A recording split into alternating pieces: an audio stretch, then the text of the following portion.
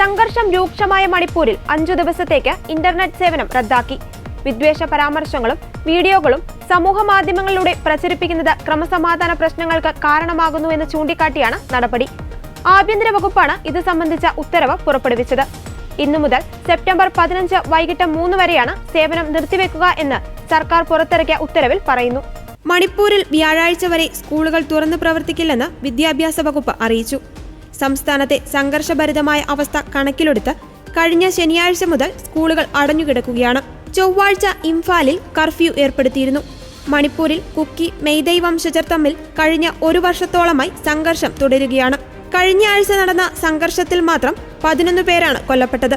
വിദ്യാർത്ഥി പ്രതിഷേധം സംഘർഷത്തിൽ അവസാനിച്ചതോടെയാണ് ഇംഫാലിലും പരിസര പ്രദേശങ്ങളിലും കർഫ്യൂ ഏർപ്പെടുത്തിയത്.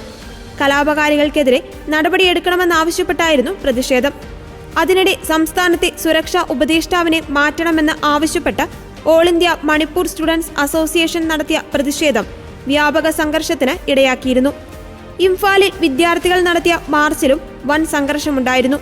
പ്രതിഷേധക്കാർ രാജ്ഭവന്റെ പ്രവേശന കവാടത്തിന് നേരെ കല്ലെറിഞ്ഞു. CRPF വാഹന വ്യൂഹത്തിന് നേരെയും വിദ്യാർത്ഥികൾ ആക്രമണം നടത്തി. പ്രതിഷേധക്കാരെ പിരിച്ചുവിടുവാൻ പോലീസ് ആകാശത്തേക്ക് വെടിവെച്ചു.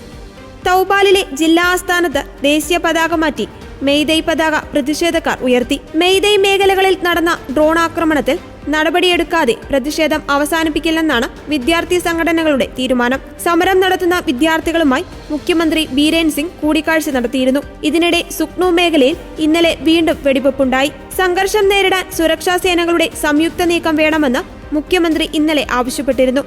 മണിപ്പൂരിൽ പ്രധാനമന്ത്രി സന്ദർശിക്കാത്തത് ജനങ്ങളിൽ നിരാശയുണ്ടാക്കിയെന്ന് ഇതിനിടെ മുൻ ഗവർണർ അനസൂയ ഉയിഗെ പറഞ്ഞു.